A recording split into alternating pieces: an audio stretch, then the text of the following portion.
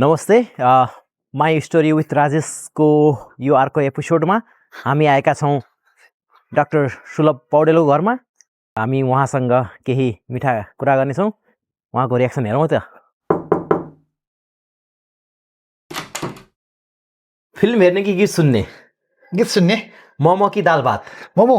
खाली समयमा किताब पढ्ने कि घुम्ने? घुम्ने। पैसा कि शान्ति? शान्ति।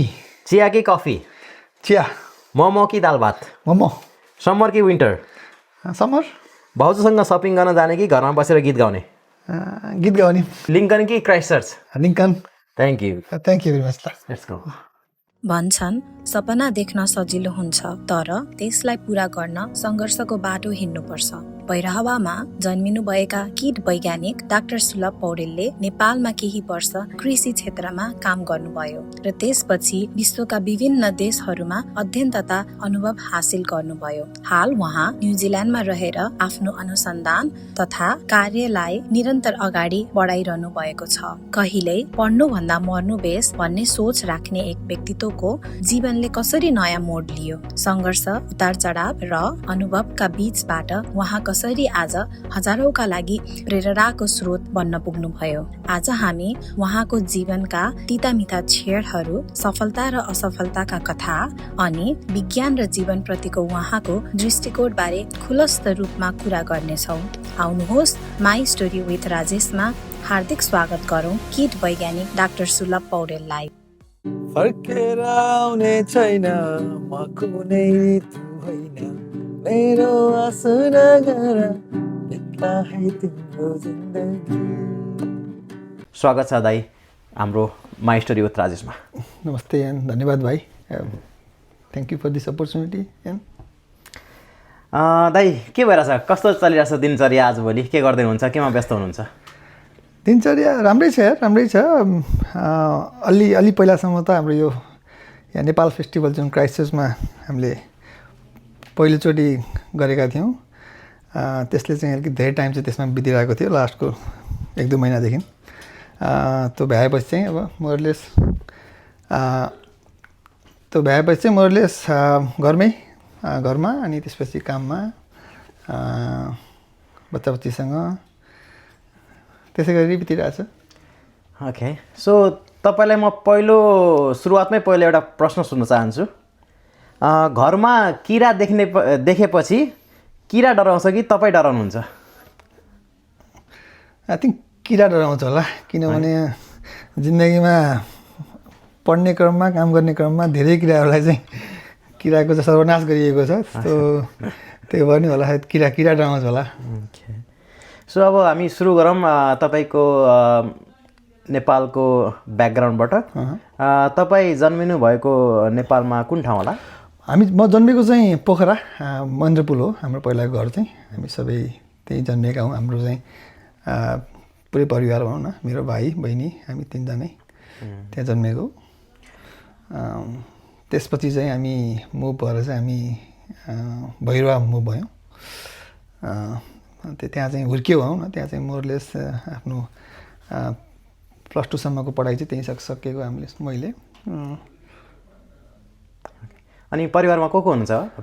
परिवारमा चाहिँ मेरो अघि भनिसकेँ, एकजना भाइ, एकजना बहिनी, एकजना मम्मी हुनुहुन्छ। बुवा चाहिँ हुनुहुन्न, उहाँ सानोमै बित्नुभएको। त्यही भएर हामी यति नै हो। प्लस अब अहिले त भाइको फ्यामिली, बहिनीको फ्यामिली सबै हामी। ओके, तपाईँको अलिकति पढाइको यात्रा जुन नेपालमा थियो त्यसको बारेमा अलिकति भनिदिनु न। पढाइ चाहिँ अब त्यही अब अलिकति चाहिँ खास जन्मेको पोखरा, तर कस्तो मेरो माओली चाहिँ स्याङ्जा। सो सुरुको चाहिँ नर्सरी, एलकेजी, युकेजी चाहिँ म स्याङ्जामा पढेको। अब त्यो पढ्ने क्रममा चाहिँ एउटा मेरो मम्मीले चाहिँ जहिले पनि भन्ने गर्नुहुन्छ कि एउटा चाहिँ रमाइलो किस्सा छ। कस्तो भने म चाहिँ पढ्न भने चाहिँ एकदम झ्याउ लाग्ने। अब सबैलाई त्यो बेला सायद नेपालमा त्यस्तै पनि थियो होला त्यो पढाइको चाहिँ सिस्टम।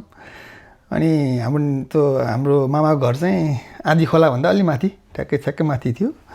अनि म चाहिँ स्कुल पढ्न जानुपर्छ भन्दा चाहिँ के अरे खोलामा दौडिन जान्थेँ। म मर्न जान्छु, बरु पढ्दैन, बरु म पढ्न भन्दा चाहिँ म मर्न जान्छु भनेर चाहिँ म खोलातिर दौडिन्थेँ अरे क्या।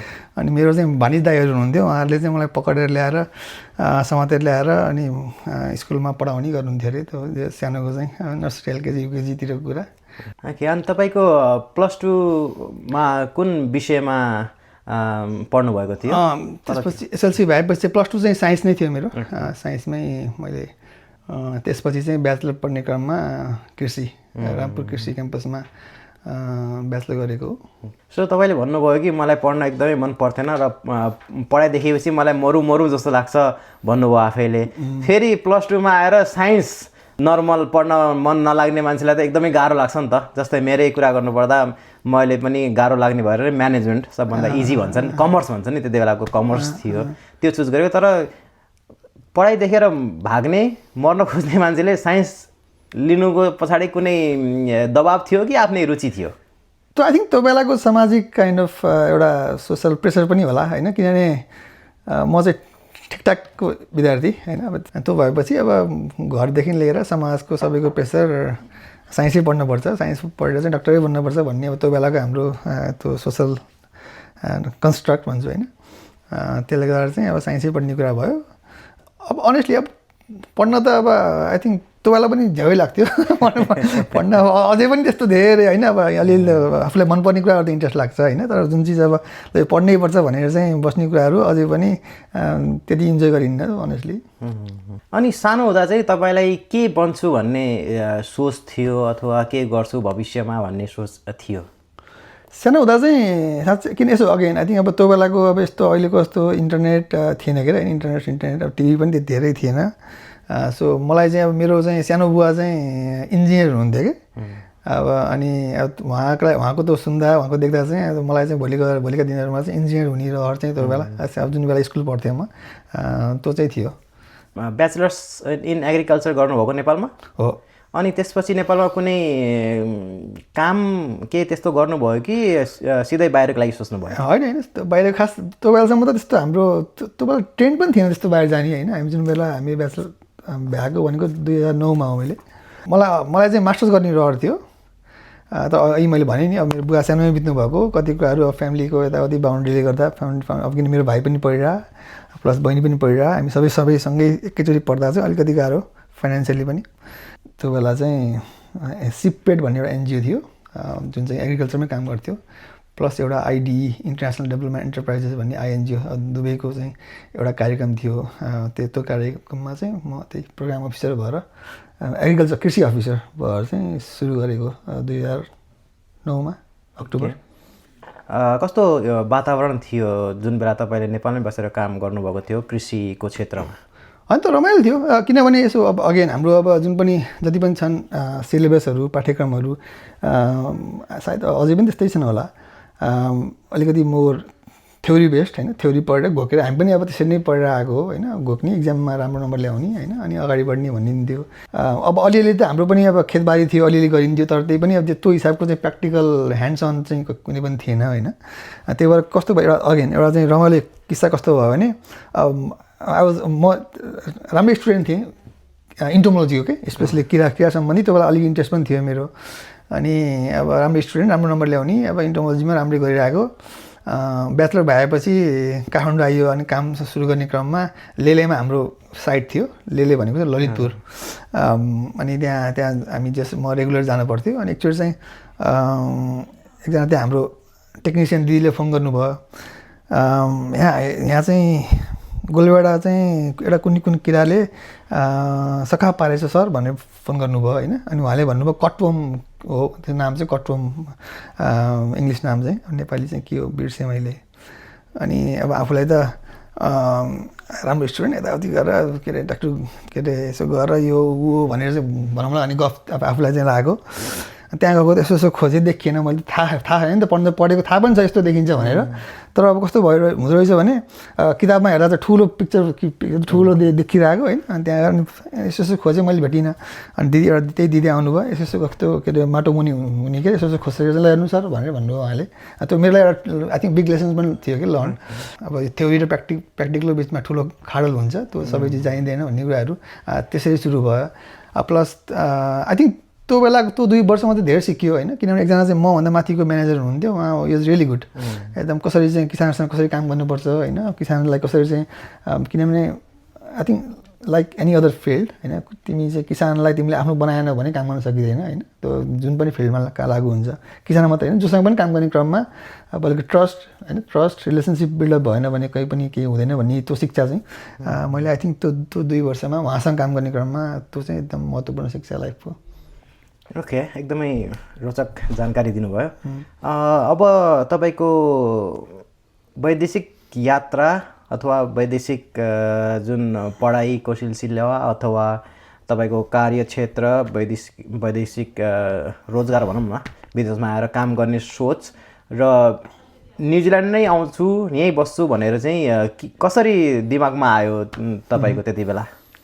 त्यो लामो छ त्यो चाहिँ अब कस्तो भने त्यही मैले भने नि त्यही काम गर्नेको 2 वर्ष काम गर्ने क्रममा अब सौभाग्यवश कस्तो भयो भने जुन कार्यक्रममा म काम गर्थेँ त्यो कार्यक्रम चाहिँ हाम्रो पेन्सिल्भेनिया स्टेट युनिभर्सिटी भनेको अमेरिकाको युएसएको चाहिँ इस्ट कोस्टमा पर्छ ठुलो विश्वविद्यालय हो one of the top 10 in the world in terms of agriculture.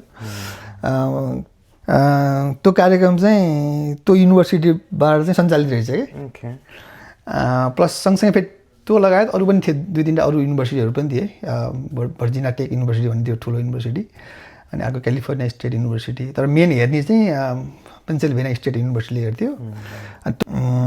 उहाँको चाहिँ प्रोफेसरहरूले चाहिँ त्यो कार्यक्रम हेर्ने भनेपछि उहाँहरूसँग चाहिँ डिरेक्ट कम्युनिकेसन गर्न पाउने भयो अनि सँगसँगै चाहिँ हरेक वर्ष चाहिँ उहाँहरू नेपाल आउनुहुन्थ्यो कि नेपाल आउने क्रममा अब 2 वर्ष म त्यहाँ हुने बेला 2 वर्ष उहाँ आउनुभयो अनि त्यो क्रममा चाहिँ अब छलफल गर्ने अब गफ गर्ने क्रममा प्लस अब काम पनि ठिकै गरियो होला पनि भन्छु मैले होइन स्कलरसिप हुन्छ भन्ने कुरा आयो त्यसपछि अनि एप्लाई गरियो त्यो बेला चाहिँ युएस गभर्मेन्टको USAID United States agency for international development अब यहाँको न्युजिल्यान्ड एड भने जस्तो USAIDको चाहिँ स्कलरसिपमा अनि म एक्सेप्ट भएँ। त्यसै सुरु भएको विदेशी यात्रा चाहिँ अनि त्यसपछि चाहिँ फर्कियो फेरि 2 वर्ष त्यहाँ मास्टर्स पढेर नेपालतिर फर्कियो पनि खास धेरै काम चाहिँ मैले बिचमा चाहिँ धेरै ठाउँमा काम गरेँ भनौँ न सर्ट टर्म एसाइनमेन्टहरू अनि स्पेसली ब्राजिल बङ्गलादेश त्यसपछि भुटान क्याम्बोडिया विभिन्न देशहरूमा बसेर कृषि सम्बन्धीका कार्यक्रमहरू प्लस अलिकति किट विज्ञान के अरे पेस्ट म्यानेजमेन्ट रिसर्चका प्रोग्रामहरू होइन विभिन्न देशहरूमा 3-4 वर्ष बिचको त्यो गरियो। त्यसपछि फेरि म अगेन त्यही पहिला भने जस्तै फेरि पेन स्टेटमा म PhD गर्न फेरि फर्केँ 16 देखि 20 त्यसपछि चाहिँ यताको यात्रा चाहिँ न्युजिल्यान्डतिरको यात्रा। तपाईँलाई यो एन्टोमोलोजी अर्थात् किराको साइन्टिस्ट अब हामीले सबैले बुझ्ने भाषामा अब किराको साइन्टिस्ट बन्न कसरी रुचि भयो? मान्छेले अब थुप्रै किसिमको साइन्टिस्टहरू हुन्छ नि त जस्तै कोही अब चन्द्रमा जाने कुनै रोगहरू पत्ता लगाएर औषधि पत्ता लगाउने त्यस्तो साइन्टिस्ट तर तपाईँ चाहिँ किरातिर किन आकर्षित हुनुभयो? त्यो यस्तो थियो अब ब्याचलर पढियो कृषिमा होइन अनि हाम्रो चाहिँ विभिन्न कोर्सहरू हुन्थ्यो होइन त्यसको चाहिँ एउटा कोर्स चाहिँ आई थिङ्क 2nd 3rd इयरमा चाहिँ एउटा इन्टोमोलोजी त्यही किट विज्ञान त्यो कोर्स पनि थियो अनि त्यो कोर्स पढाउने सर चाहिँ एकदम यो रियली गुड एकदम इङ्गेजिङ भएर पढाउने होइन त्यो भएपछि चाहिँ एकदम पढ्न पनि अलिकति मजा आयो प्लस त्यो फिल्ड पनि प्लस टू पनि भयो अनि प्लस अलिकति पढ्ने क्रममा बाहिर गएर किसानहरूसँग यसो गफ गर्दाखेरि चाहिँ के हुन्थ्यो भने किसानहरूको पहिलो प्रश्न अथवा चाहिँ पहिलो चाहिँ समस्या यसो उहाँहरूले सेयर गर्ने चाहिँ मेरो बालीमा यो किरा आयो यो यस्तो देखियो यसलाई के गर्ने होला सर भनेर चाहिँ आई थिङ्क अब किनभने रोगहरू चाहिँ खासै नदेखिने रोगलाई अलिकति धेरै जान्नुपर्छ रोगको बारेमा होइन किरा देखिने चिज भयो नि त पट्टा देखिने चिज भयो अनि सर यस्तो भयो उस्तो भयो भन्ने कुरा चाहिँ आउँथ्यो धेरै। आई थिङ्क त्यही 2टा कुराहरूले हो जस्तो लाग्छ मलाई चाहिँ त्यसपछि अलिकति किरामा अलिक फोकस भयो। यो पेस्ट म्यानेजमेन्ट तपाईँले यसमा चाहिँ थुप्रै काम गर्नुभएको छ र काम गरिराख्नु भएको छ होइन यो इन्टिग्रेटेड पेस्ट म्यानेजमेन्टलाई सिम्पल नेपाली भाषामा भन्नुपर्दा कसरी सम्झाउन चाहनुहुन्छ? यसो हो अब कस्तो हुन्छ भने कुनै पनि किरा अथवा रोग पनि होइन बाली नालीमा लाग्ने किरा रोगहरूलाई चाहिँ व्यवस्थापन गर्ने धेरै किसिमका चाहिँ तरिकाहरू हुन्छन् होइन तर के छ भने हामीलाई थाहा भएको चाहिँ नर्मली चाहिँ के अरे आयो केमिकल स्प्रे गर्यो कुनै केमिकल कुनै पेस्टिसाइड स्प्रे गर्यो त्यो पछि भ्याइन्छ भन्ने छ नि त यो आइपिएम जुन भन्छ इन्टिग्रेटेड पेस्ट म्यानेजमेन्ट एकीकृत कीट व्यवस्थापन भन्छ होइन आइपिएम त्यो भनेको कस्तो भने कुनै एउटा विधिमा मात्रै फोकस भन्दा पनि सुरुमा चाहिँ अब अरू जस्तै चाहिँ के अरे अब जैविक हुन्छ होइन फिजिकल भन्छ फिजिकल अब लगायत विभिन्न अरू चाहिँ तरिकाहरू चाहिँ प्रयोग गरेर अन्तिममा भएन भने चाहिँ विषादी चाहिँ प्रयोग गर्ने नत्र भने चाहिँ सकेसम्म चाहिँ विषादी बाहेक अरू तरिकाहरू प्रयोग गरेर चाहिँ किराहरूको व्यवस्थापन गर्ने भन्छ त्यसलाई चाहिँ म त्यो किनभने चाहिँ त्यसले गर्दा चाहिँ मानिसलाई पनि हार्म कम गर्ने भयो प्लस अब वातावरणलाई पनि अलिकति कम हानि हुने भयो भन्ने हिसाबको त्यो कन्सेप्ट हो आइपिएम। मेरो एउटा out of the box question छ यो सायद धेरै जति पनि हेरिरहनु भएको छ उहाँहरूको पनि एउटा प्रश्न होला जिज्ञासा होला होइन अब तपाईँ किरा सम्बन्धी काम गरेको व्यक्ति भएर तपाईँलाई सोध्न मन लाग्यो यो घरमा मुसा अथवा यो झिङ्गाहरू आउनुको कारण चाहिँ के होला? यसो हुन्छ कस्तो हुन्छ भने अब उसको झिङ्गाको चाहिँ कस्तो हुन्छ भने झिङ्गाले चाहिँ अब यो अलिकति फोहोर होइन पाकेको फलफुलको चाहिँ सेन्ट चाहिँ त्यसले थाहा पाउँछ त्यो चाहिँ त्यो खास उसले अट्र्याक्ट गर्ने चिज चाहिँ त्यहाँबाट आउने भोलाटाइल भन्छ होइन त्यसले चाहिँ अट्र्याक्ट गर्छ अब अलिकति यताउति फोहोरसोर भयो भने अब मुसाको पनि मोरलेस त्यही नै हो होइन कुहिन सुरु गर्ने क्रममा चाहिँ कस्तो हुन्छ भने उसले चाहिँ विभिन्न यो भोलाटाइलहरू चाहिँ सिक्रेट गर्छ कि भनेको चाहिँ अनि त्यो सुँगेर चाहिँ तिनीहरू चाहिँ अट्र्याक्ट पनि हुन्छन् कति किराहरू कति। अब यो किराहरूको कुरा गरिरहँदा तपाईँलाई सबैभन्दा इन्ट्रेस्टिङ किरा लागेको चाहिँ कुनै त्यस्तो छ?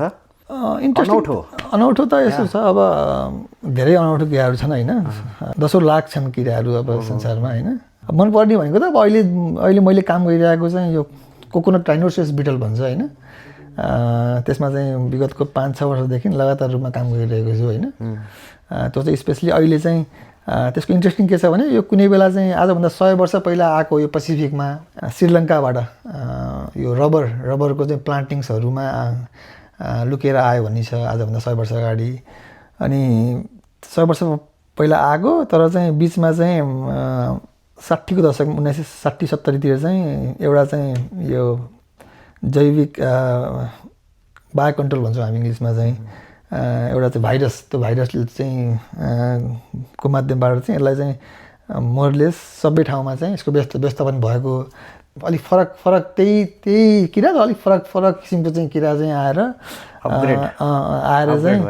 आएर एकदम ध्वस्त पारेको छ अहिले। त्यो सुरु चाहिँ गुआमबाट सुरु भयो गुआम त्यो त्यसपछि हवाई हुँदै अहिले चाहिँ यता Vanuatu Solomon Island Papua New Guinea भएर अहिले ठुलै चाहिँ अब यो चाहिँ यसमा लाग्ने किरा हो फेरि यो कोकोनट पाममा नरिवलमा अनि एकदम सबैतिरको चाहिँ नरिवलहरू चाहिँ सबै ध्वस्त पारेको छ त्यसमा काम गर्ने क्रममा आदि त्यो धेरै हिसाबले इन्ट्रेस्टिङ छ त्यो किरा चाहिँ।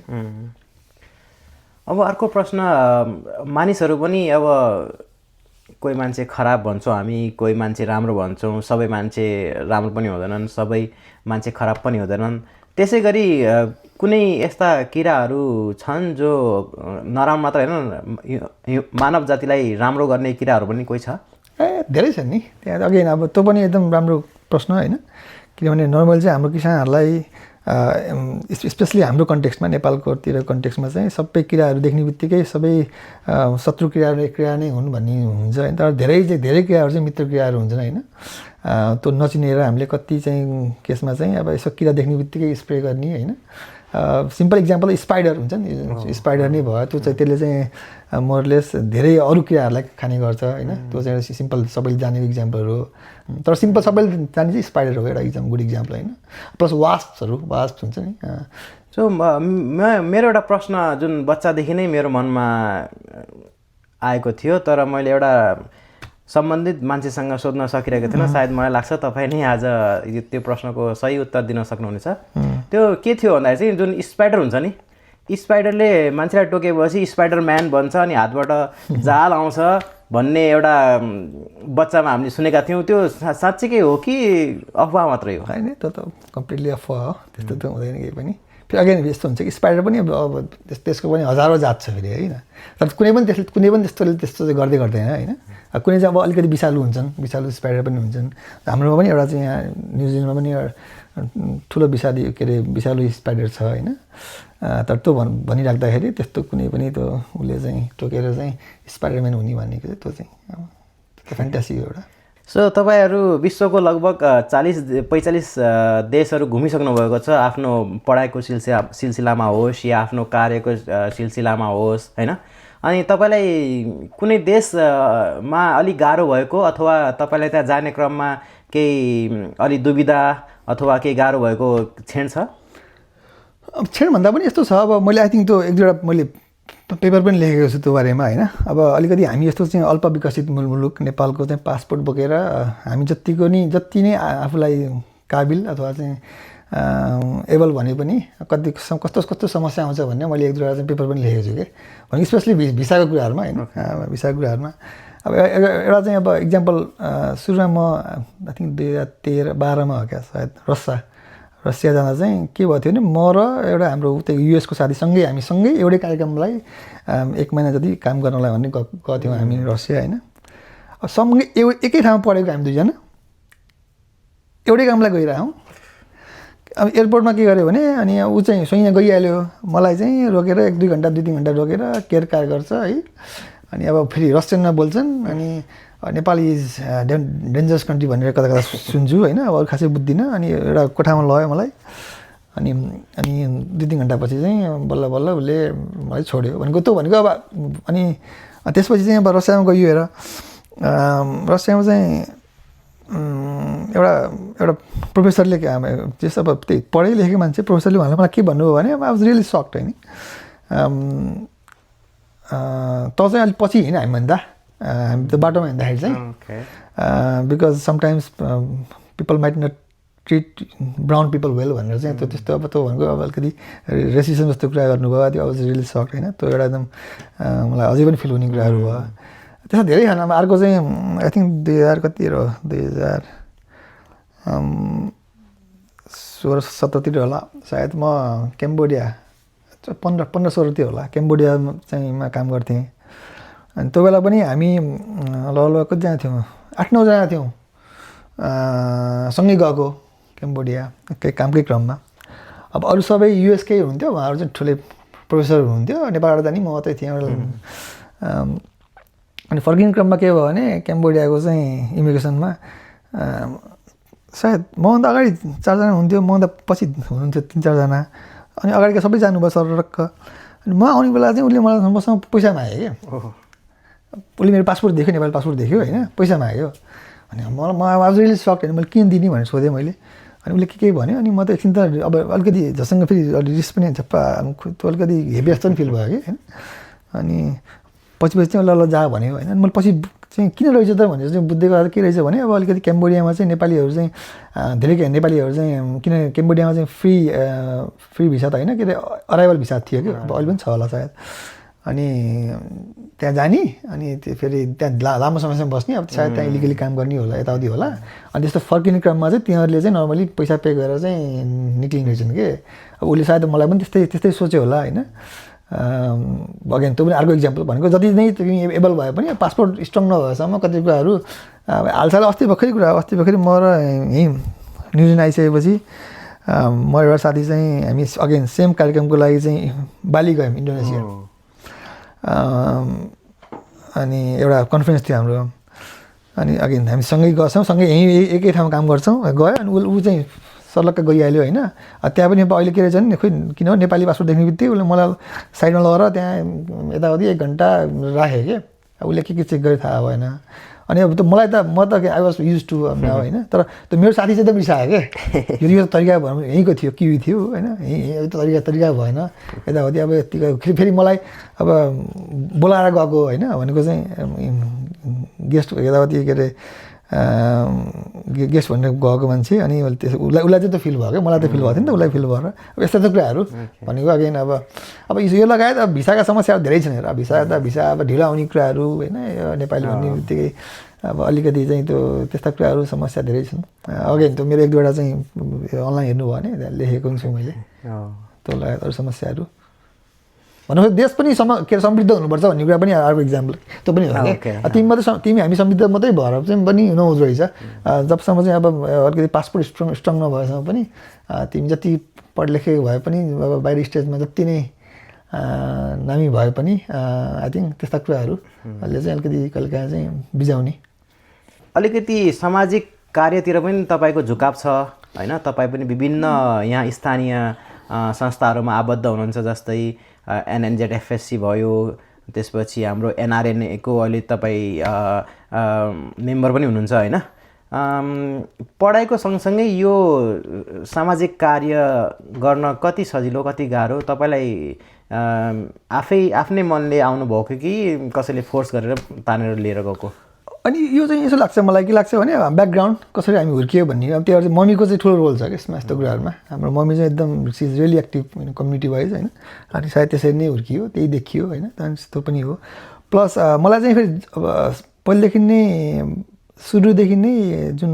युएस गएँ मास्टर्स पढ्ने क्रममा त्यो बेलादेखि नै नेपालमै गएर फर्केर केही काम गरौँ भन्ने इच्छा थियो पहिलेदेखि त्यही भएर सायद मास्टर्स पढेर नि फर्कियो म त्यो पछि होला सायद तर पिएचडी गरेर नि फर्किन खोजेको अब विभिन्न कारणले चाहिँ यता आइयो होइन सायद अब अलिकति त्यो अपुरो आफ्नो इच्छालाई चाहिँ सम्बोधन पनि गरेको जस्तो लाग्छ मलाई किनभने अब अलिकति यहाँ त्यो नेपाली सोसाइटीमा इन्भल्भ भएर आफूले गर्न सक्ने काम चाहिँ सायद नेपाल फर्केर गर्न सकिएन तर सायद त्यो हुँदा चाहिँ अलिकति त्यो अपुरो आफ्नो इच्छालाई त्यसरी पनि म हेर्छु होइन प्लस अब आई थिङ्क हामी सबैको आफ्नो इन्ट्रेस्ट हुन्छ मेरो एकदम अब यो यस्तो कुराहरूमा कसरी हुन्छ अब समाजलाई स्पेसली नेपालीपन कसरी राख्न सकिन्छ भन्ने मेरो इन्ट्रेस्ट छ है अब संस्कृति नेपालीपन होइन किनभने हामी सबै विदेशमा छौँ विदेशका पनि राम्रा पक्षहरू धेरै छन् तर सँगसँगै चाहिँ अब कति अलिकति कम राम्रा पक्ष पनि छन् होइन तर आई थिङ्क नेपालीपनको चाहिँ धेरै राम्रा पक्षहरू छन् त्यस्तो संस्कृतिहरूलाई कसरी जोगाउने कसरी जगेर्ना गर्ने अनि त्यसमा मेरो इन्ट्रेस्ट छ अब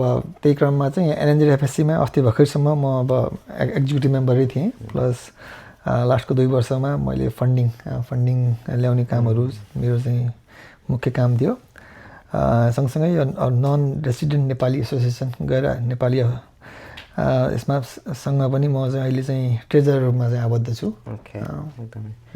फेरि अब फर्केर नेपालकै कुरा गरौँ होइन तपाईँ अब एग्रिकल्चरमा पनि अलिकति जान्ने बुझ्ने मान्छे हुनुहुन्छ त्यसै गरी हाम्रो किट विज्ञानमा पनि जान्ने बुझ्ने मान्छे हुनुहुन्छ तपाईँलाई के लाग्छ अहिलेको बिगेस्ट प्रब्लम नेपालको एग्रिकल्चरमा के देख्नु भएको छ नेपालको कृषिको समस्या धेरै छन् होइन धेरै छन् अझै पनि अहिलेसम्म पनि हाम्रो सबै कृषिहरू चाहिँ कस्तो छ भने सब्सिस्टेन्स भन्छौँ हामी इङ्ग्लिसमा चाहिँ भन्दाखेरि चाहिँ त्यो जीविकोपार्जन अनुरूप के भनेको चाहिँ आफ्नै घरमा चाहिँ जे हुन्छ रोप्यो फलायो होइन त्यही खायो होइन त्यो कन्सेप्ट छ अब अलिकति चाहिँ कमर्सियल लेभलमा चाहिँ अब त्यो हाम्रो कृषि पुगेको छैन तर जबसम्म चाहिँ कुनै पनि देशमा त्यो जहाँ पनि हेर्न मिल्छ कुनै कृषि चाहिँ कमर्सियलाइज नभएसम्म विकास हुने चान्स कमै हुन्छ कि त्यो चाहिँ एउटा समस्या त्यो छ होइन प्लस अरू समस्या त अब सिम्पल कुराहरू अब चाहिँ चाहिएको बेलामा मल पाइँदैन अब ठाउँहरूमा चाहिँ सिँचाइ छैन राम्रो सिँचाइहरू छैन त्यो टेक्निकल समस्याहरू भए होइन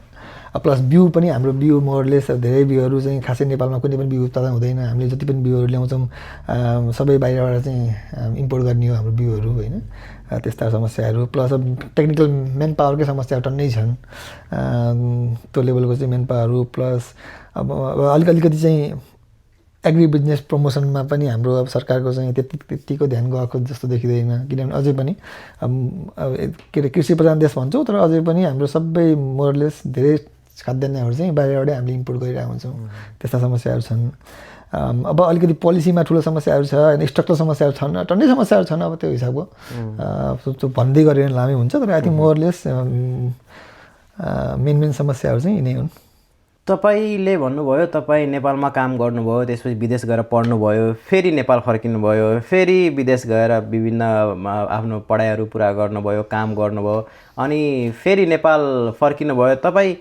नेपालमै बसेर काम गर्न सक्नु किन भएन नेपाललाई आफ्नो जुन विज्ञता थियो त्यसलाई नेपालमै किन देखाउन सक्नु भएन विदेश नै किन आउनु पर्ने थियो तपाईँलाई होइन अगेन इन्ट्रेस्ट त थियो होइन, तर इन्ट्रेस्ट मात्रै भएर हुँदो रहेछ, बल्कि इन्ट्रेस्ट प्लस अपर्च्युनिटी म्याच पनि गर्नुपर्ने हुँदो, किनभने अब एउटा यस्तो हुने रहेछ, अब एक लेभलमा चाहिँ त्यति इन्भेस्ट गरेर चाहिँ पढिसकेपछि त्यो विज्ञता त्यो पढाइलाई चाहिँ कुनै न कुनै रूपमा चाहिँ कतै युज गरौँ, राम्रो ठाउँमा युज गरौँ भन्ने हुँदो रहेछ होइन।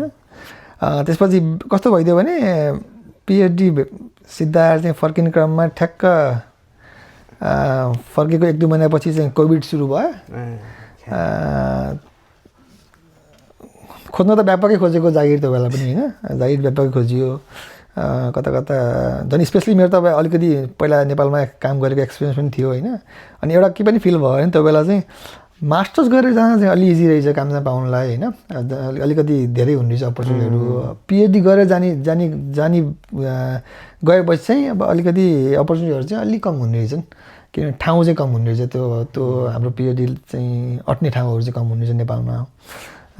त्यसले गर्दा अलिकति चाहिँ चुनौती भयो।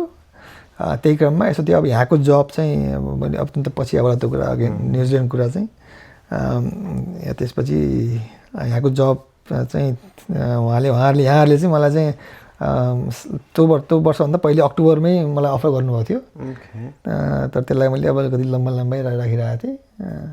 भनेपछि तपाईँले मौका नेपालमै खोजिराख्नु भएको थियो, मौका नपाइसक्दाखेरि तपाईँ चाहिँ अब विदेशी हुनुभयो, बाध्य हुनुभयो। बाध्य भन्दा पनि अब त्यही हो, बाध्य पनि भन्दिनँ, अब कति कुरा फेरि अब आफ्नै चोइस पनि हो होइन, फेरि त्यसलाई बाध्य भन्नु पनि भएन। तर त्यही भयो, अब कोभिड लागेपछि अब अलिकति अपर्च्युनिटी जागिरसके पाउनु समस्या भयो। त्यो भएपछि फेरि स्पेसली फ्यामिली भएपछि गाह्रो हुँदो रहेछ, फ्यामिली भएपछि गाह्रो हुँदो रहेछ। एक्लै हुने क्रममा चाहिँ अब जहाँ पनि जान सकिने जे पनि गर्न सकिने हुने भयो के अरे, फ्यामिली भएपछि फेरि अलिकति सोच विचार चाहिँ अलिकति फरक पनि हुँदो रहेछ, बच्चापछि भएपछि स्पेसली होइन।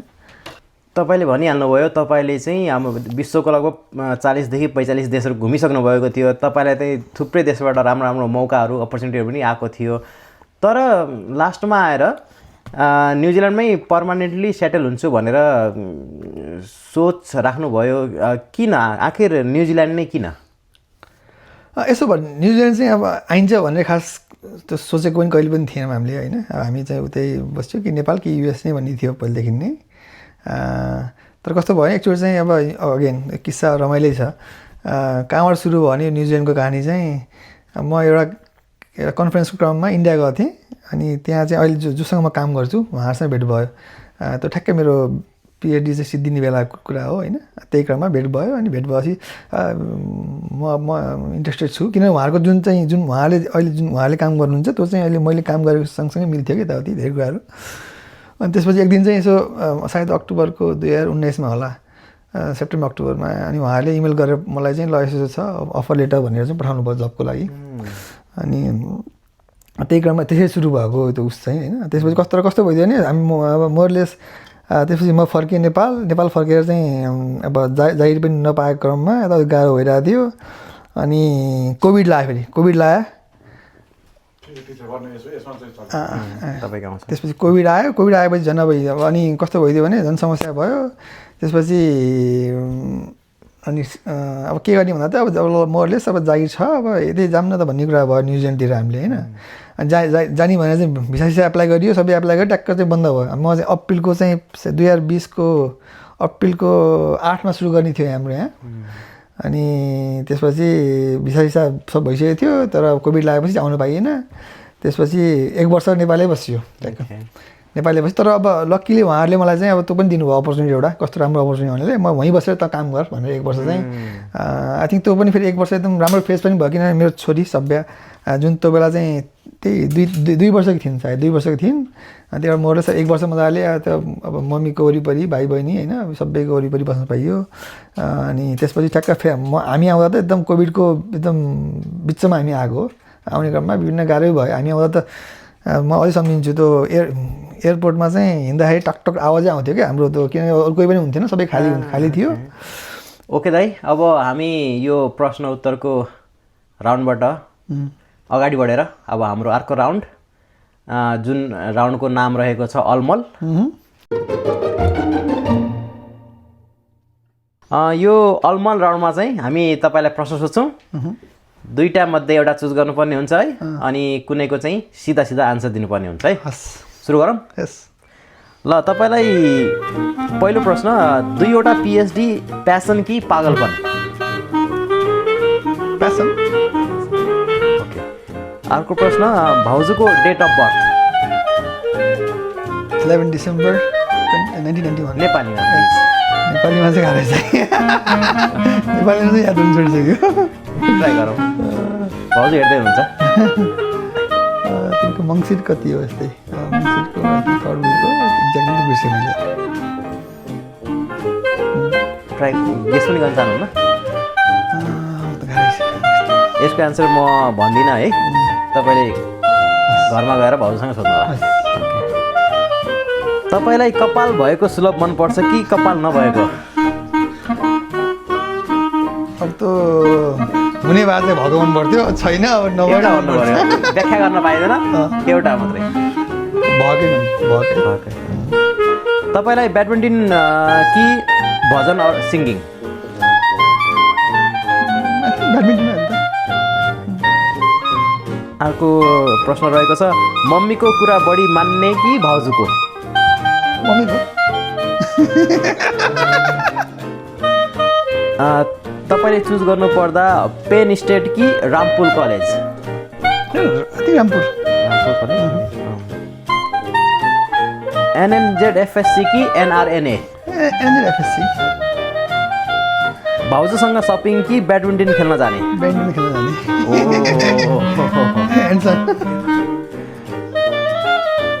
विवाह भएको पुरा डेट इन नेपाली? गाह्रै छ, यादै हुनु नेपाली चाहिँ मैले, सरी। नेपालीमा चाहिँ 2वटा पिएचडी गर्ने मान्छेलाई त याद हुनुपर्ने हो, ट्यालेन्टेड हुनुपर्ने हो। यो सबै याद छ, तपाईँलाई बिहे भएको डेट याद छैन कि याद गर्न नचाहनु भएको? अब इङ्ग्लिस डेट चाहिँ याद छ, डिसेम्बर 3, 2015। नेपाली डेट चाहिँ एक्ज्याक्टली याद छैन। अब त्यो डेट पनि बेलुका भाउजूसँग सोध्नु होला है। सोधेर पुरै घुकेर राख्छु। न भाउजूको डेट मिलाउनु भयो, न भाउजूको आफ्नो बिहे मिति याद छ। याद त याद छ, तर नेपाली अलि याद भएन। ठिकै छ।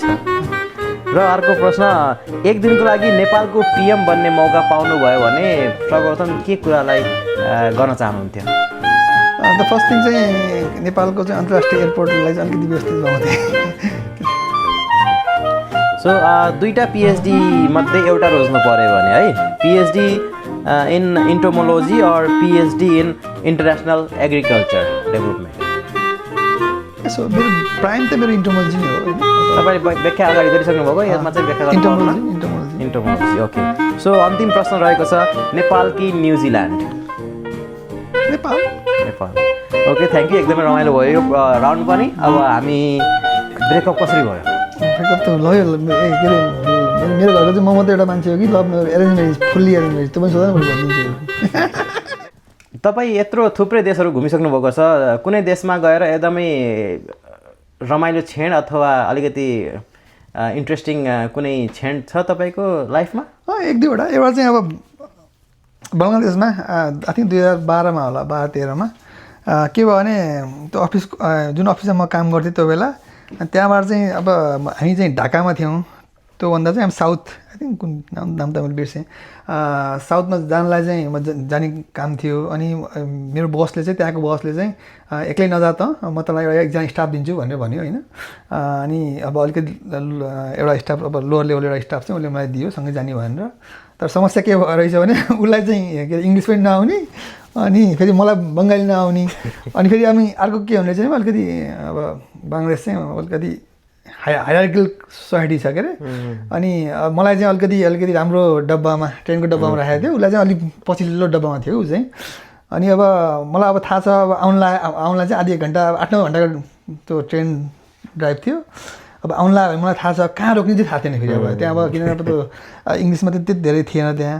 अनि अब मैले नि उसलाई कल गरिरहेको छु, उसले मलाई कल गरिरहेको छ होइन, उसले मलाई भन्न खोजिरहेको छ यहाँ हो भनेर अझै भन्न खोजिरहेको छ। अनि मैले पनि उसलाई कल गरिरहेको छु, अब उसले पनि बोलेको मैले पनि बोलेको छु, अनि त कसैले बुझेन, दुईले बुझेन क्या। अनि त्यो इन्ट्रेस्टिङ थियो यताउति। अनि पछि एकजना त्यो साइडको एउटा चाहिँले चाहिँ अलिकति बुझ्ने रहेछ इङ्ग्लिस, अनि उसले आएर चाहिँ अनि उसले पछि गफ गर्यो, त्यसपछि ल यो ठाउँ भनेर चाहिँ त्यसरी चाहिँ झरियो, त्यो एउटा इन्ट्रेस्टिङ। अनि अर्को चाहिँ हालसालै एउटा सामोआमा अगेन त्यो पनि एउटा लेसन लर्न के, आइतबारको दिन थियो। अनि मैले चाहिँ यसो हातमा के हो एउटा के पाउरोटी के लिएर खाएर चाहिँ बाटोमा हिँड्दै थिएँ कि अनि एकजना चाहिँ मेरो एकदम ड्राइभर जस्तो म त्यहाँ जाने बेला चाहिँ मलाई पिक गर्ने सबै लिएर जाने ठाउँमा अनि टक्क ऊ साइडबाट पास भयो टक्क रोक्यो अनि उसले मलाई एकदम करायो कि युआर नट सपोज भने उसले इङ्ग्लिस के अरे उसले के भने युआर नट सपोज टु के अरे समूहमा चाहिँ त्यो खाँदै हिँड्ने चाहिँ त्यो चाहिँ राम्रो होइन कल्चर त्यो कल्चरले दिँदैन भन्ने कुरा उसले मलाई त्यो सम्झायो भने कति कुराहरू चाहिँ बाहिर हिँड्ने क्रममा चाहिँ यस्तो सानो कुरा पनि थाहा पाउनुपर्ने रहेछ भन्ने अब कल्चरल सेन्सिटिभनेसको कुराहरू त्यो पनि इन्ट्रेस्टिङ। हस् त एकदमै रमाइलो कुराकानी भयो, रमाइलो गेमहरू पनि खेलियो। अब जाँदा जाँदै तपाईँ जस्तै इन्टोमोलोजी और एग्रिकल्चरमा आफ्नो फ्युचर बनाउन तयारी हुनुभएका भाइ बहिनीहरूलाई के सल्लाह सुझाव दिन चाहनुहुन्छ अनि जाँदा जाँदै?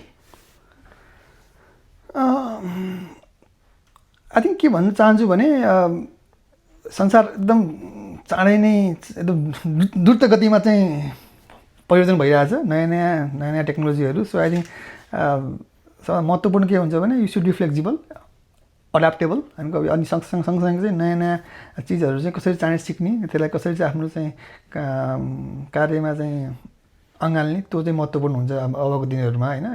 एआई लगायत अब अरू विभिन्न चाहिँ टेक्नोलोजीहरूलाई चाहिँ सँगसँगै अँगालेर आफ्नो चाहिँ प्रोडक्टिभिटी बढाउने त्यस्तो कुराहरू होइन, कसरी चाहिँ त्यसलाई अगाडि लान सकिन्छ। I think again I think अर्को कुरा चाहिँ प्लिज मैले सिकेको चाहिँ सम्बन्धहरू चाहिँ बनाउनुहोस्, सम्बन्धहरू बनाउनुहोस्। त्यो सायद तपाईँ नेपालमा भए पनि अब संसारको जुनै कुनामा भए पनि लङ टर्ममा त्यसले सहयोग नै गर्छ तपाईँलाई। आई थिङ्क सम्बन्ध बनाउनुहोस्, नेपालीपनलाई नछोड्नुहोस्, त्यही नै छ नि मेरो चाहिँ सजेसन। हस्, थ्याङ्क यू। हस् त, उहाँ हुनुहुन्थ्यो 2वटा पिएचडी होल्डर साइन्टिस्ट डाक्टर सुलभ पौडेल। उहाँसँग हामीले एकदमै रमाइलो कुराकानी गऱ्यौँ, उहाँहरूको कथा तिता मिठा पलहरूको कुराहरू सुन्यौँ हामीले। यस्तै गरी हामी तपाईँसँग भेट गर्नेछौँ, तपाईँहरूकै घरमा आएर तपाईँसँग कुरा गर्नेछौँ। तबसम्मका लागि म लगायत मेरो एन्टायर टिमलाई बिदा दिनुहोस्। हस् त, नमस्ते, धन्यवाद।